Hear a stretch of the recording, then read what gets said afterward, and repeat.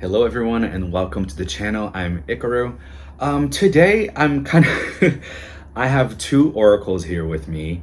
Of course I have my trusty tarot, but I'm not feeling like starting with tarot today. I'm really feeling like starting with some oracles. I do have the Lost Oracle that I love, and I also have the Isis Oracle that I also love, but I don't know if you guys have this issue with it. It's not really an issue. Sometimes when I pull from the Isis Oracle, is usually a final card. But like after I've pulled some tarot and I've journaled and now I want like a final message kind of thing, more often than not, it kind of gives me like a message out of left field, or it doesn't vibe with the theme that I've been writing about. For example, the thing that I kind of been journaling about. It'll give me something completely new. And then I'm like, well, I wanted confirmation, but now I feel like you're giving me another path to go down on. I don't know if you guys ever get that, but I have the Isis Oracle today. We'll see if we pull from it, but I really do love this deck. It kind of has a sentimental value to me. And I love the image. It's just really beautiful. And the messages are powerful. I don't know. Maybe if you guys work with this deck and you guys work with it a little bit differently, let me know in the comments. I would love to know how you work with this deck. All right, so we're using the Lost Oracle and we have Blessed Resilience. Oh, I don't know. I just want to take a moment with this card. Blessed Resilience. You can weather the storm. I love this deck. I'm not gonna lie. The Lost Oracle has become quickly a favorite of one of the favorites. It has what, 36 cards, I believe, which I think in our modern, yes, 36, which in our modern view of decks, I think a lot of people are like the bigger the better, right? And I'm someone like that-ish. I've started working with the Lenormand quite a little while ago, and the Lenormand only has 36 cards, and definitely an older deck than like our modern oracles. And I've been loving working with the Lenormand. It gives, I mean, our modern oracles, we pull one card, we can pull a whole story out of it, like we will from Blessed Resilience. I'm in awe of this card right now. Lenormand, to me anyway, you need to pull like 3 and do like a bit of a spread and then pull a story out of it, which is amazing. But anyway, my point of this rambling is from the Lenormand, I don't look down upon anymore on smaller decks, right? Like a 36. Because usually like we go from 44 to 50 to 78 to, there's a deck even that has 108 cards out there. The Color Mage Oracle, a very good oracle. Anyway, I can do a whole video on this card, and it probably will. Blessed Resilience, oh my God. Everything that is going on in the world right now. I love that we have a witch here that's about to be hung. But then her familiar, for example, she's holding a cat. That's her familiar, that's her magic. To me, I see this. Some traditions have spirit animals, right?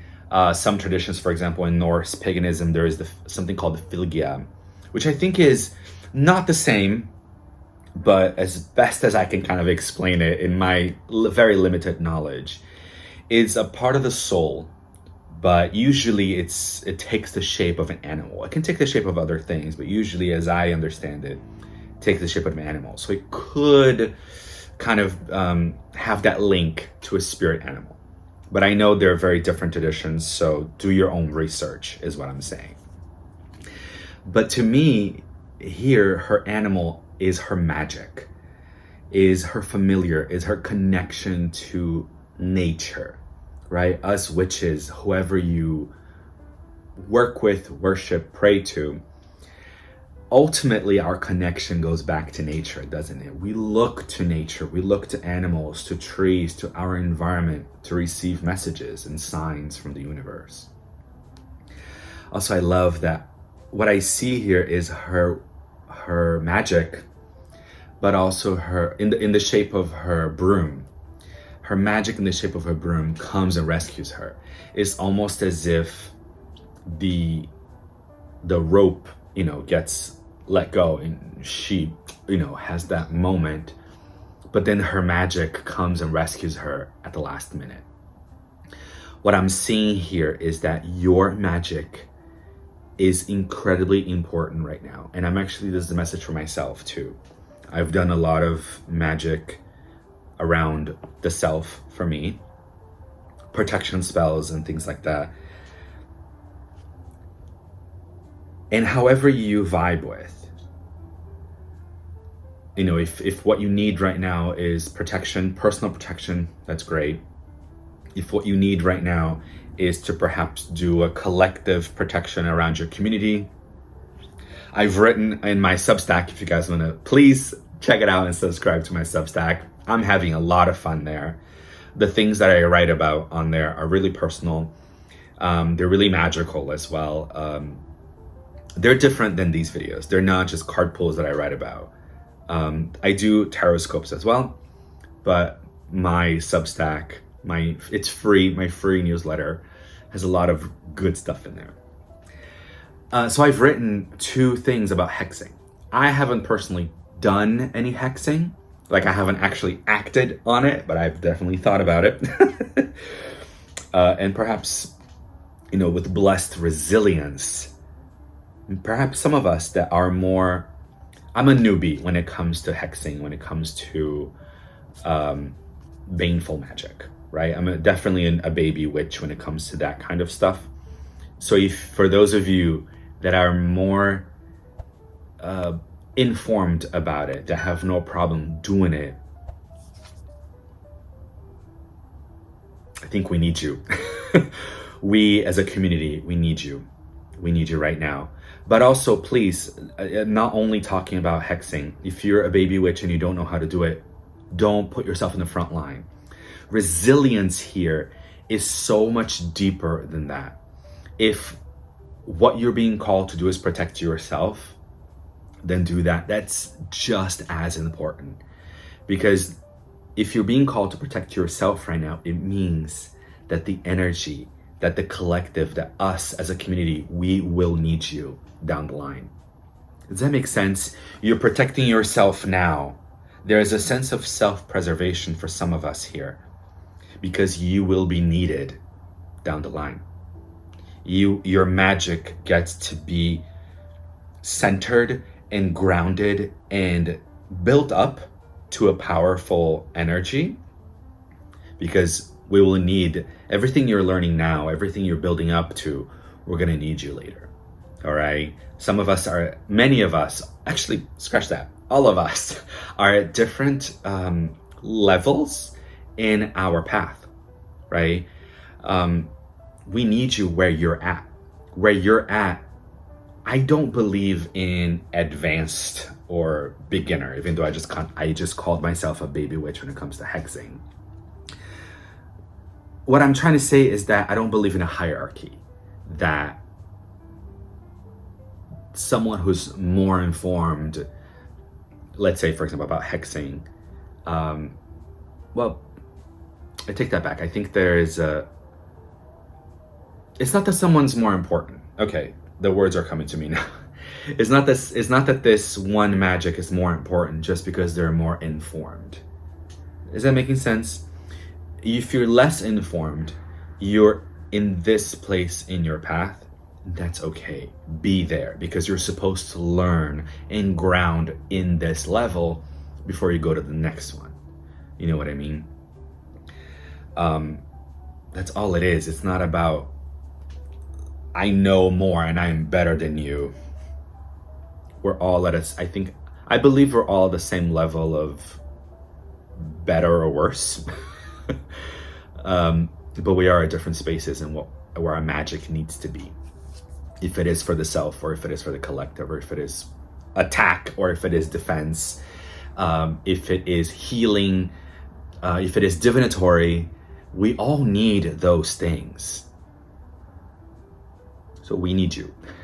In wherever space you are, we need your resilience. Because they don't see a difference. The witches that were burnt, hung, persecuted, they don't see a difference. A witch is a witch. However you identify. I love the word witch because to me it encompasses everything. Any kind of like magical work, even if you're just blowing a candle, to me, you're a witch. My perspective, you can take that however you want. Okay, let's do the Isis Oracle. Okay. Of course, the Isis Oracle would come through right after the Blessed Resilience, because Isis to me is the archetype of the High Priestess, right? Mary Magdalene is also another archetype of the High Priestess.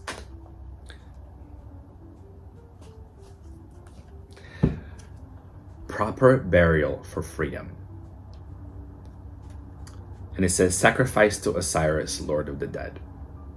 Kind of feeling a touch of Mother Hell coming through. I've been working with her a lot. If you guys have been watching me for the past few videos, I've talked about her. She's been very present in my life lately. But I feel like these two messages are very similar. Blessed resilience and proper burial for freedom. What I'm getting here, I feel like proper burial sounds weird because we're like, what am I supposed to bury, right?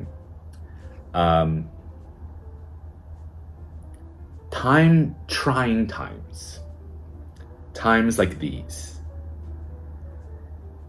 they shake us, they move us, they break our hearts a lot of the time.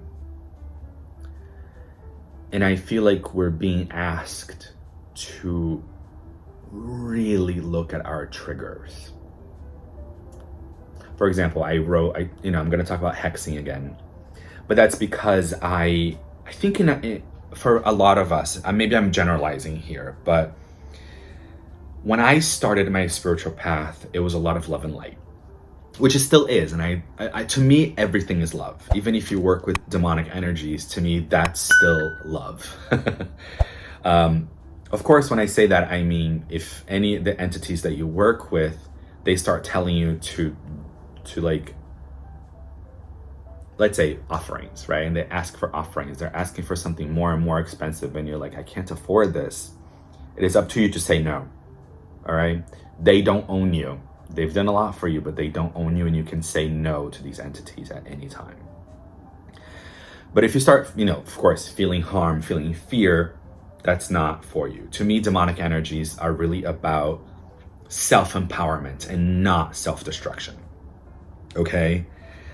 So whoever you work with, if they're starting to ask you to do things you're not comfortable with, do not do them. Say no. Goes back to the protection.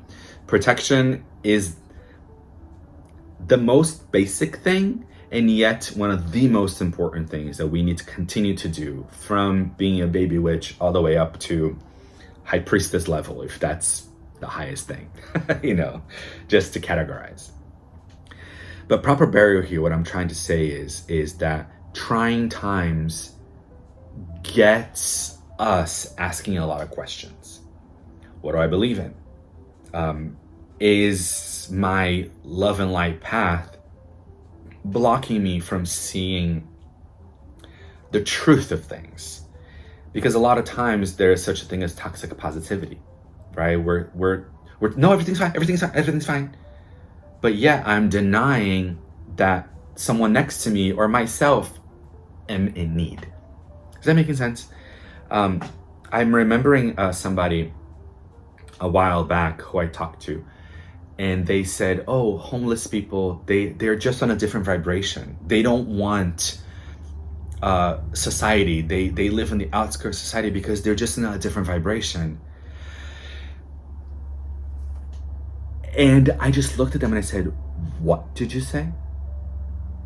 I am not denying that there is a percentage of let's say, homeless people that do live in a different higher vibration, that They don't want to live by the rules of society.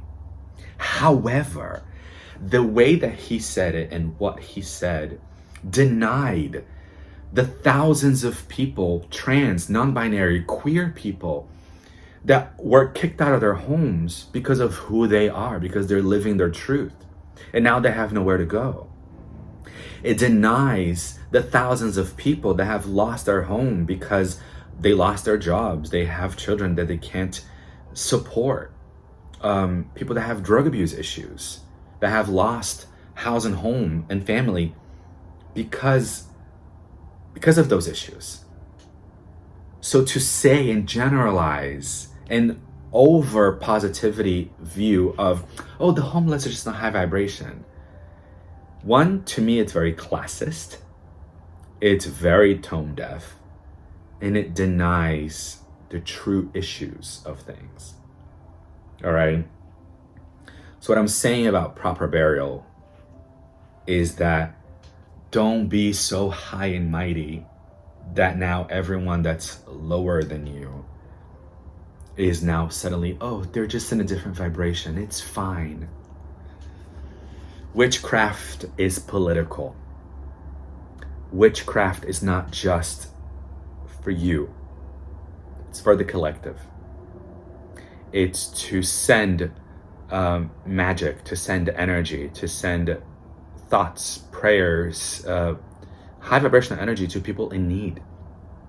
It is for you. It is for us. It is for the self, deeply for the self.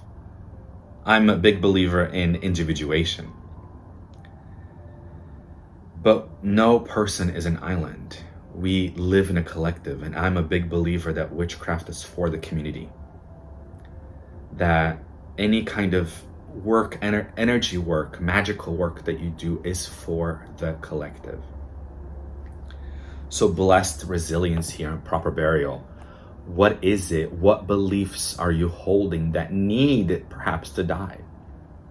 Right? Are we being too positive?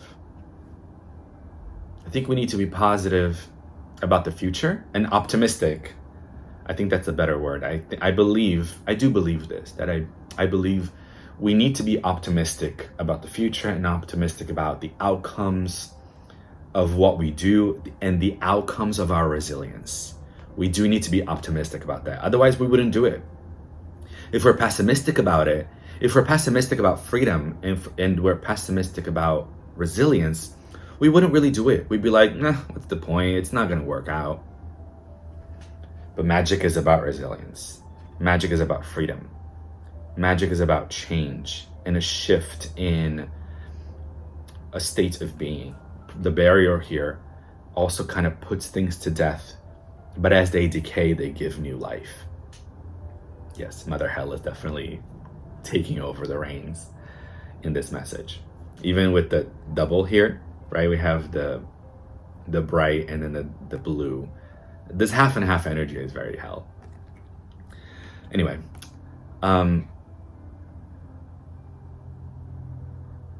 witchcraft is resilience. Witchcraft is for freedom of the self and of the collective. So we're being called here, witches. We're being called here for blessed resilience. I'm loving this card right now. All right. Blessed resilience is what we need. Be strong, my witch warrior. Be strong, be resilient, be optimistic about the outcomes, and be grounded in the present to get to work. All right, guys, thank you so much, and I'll see you guys next time.